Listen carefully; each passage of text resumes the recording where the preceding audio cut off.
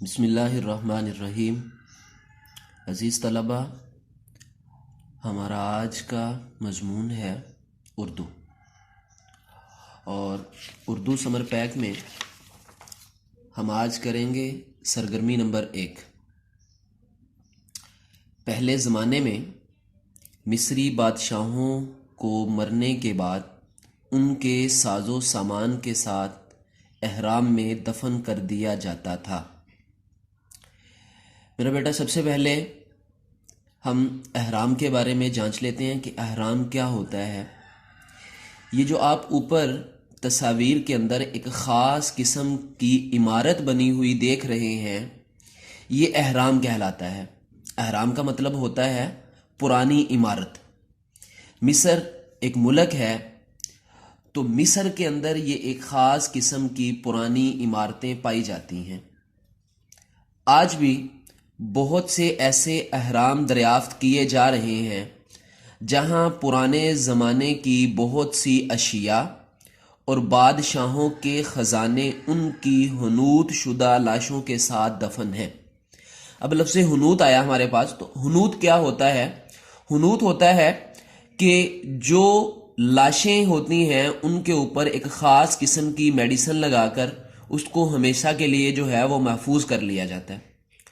تو مصر کے اندر بہت سے ایسے یہ مقبرے بنے ہیں، بہت سے ایسے احرام بنے ہیں کہ جن کے اندر مصر کے بادشاہوں کو ان کے قیمتی ساز و سامان، مثلا سونا، اور وہ خاص قسم کے وہ جو بت رکھتے تھے اور خاص قسم کی وہ جو چیزیں رکھتے تھے، ان کے ساتھ ان کو وہاں پر دفنا دیا جاتا تھا۔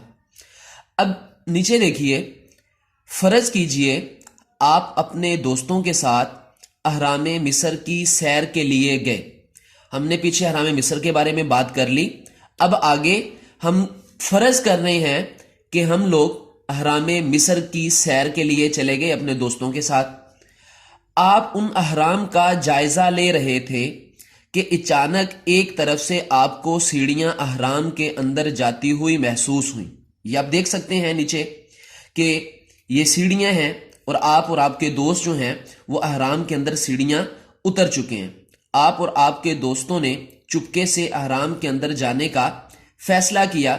تصاویر کو مد نظر رکھتے ہوئے احرام میں پیش آنے والے واقعات آپ بیتی کی صورت میں بیان کیجیے۔ اب آپ بیتی کیا ہوتی ہے؟ آپ بیتی یہ ہوتی ہے کہ انسان کی حال کا ترجمہ ہوتا ہے، یہ کہ آپ ایک جگہ پر جاتے ہیں، وہاں پر آپ جا کر کچھ چیزیں دیکھتے ہیں، کچھ مشاہدات ہوتے ہیں، آپ کی آنکھیں کچھ دیکھتی ہیں، آنکھوں دیکھا حال جو ہے وہ آپ نے اس کو اپنے لفظوں میں بیان کر دینا ہوتا ہے، تو یہ ہے آپ بیتی۔ تو آپ نے احرام مصر کی آپ بیتی جو اپنے دوستوں کے ساتھ آپ نے دیکھی ہے، اس کو آپ نے 250 سے 300 لفظوں میں بیان کر دینا ہے۔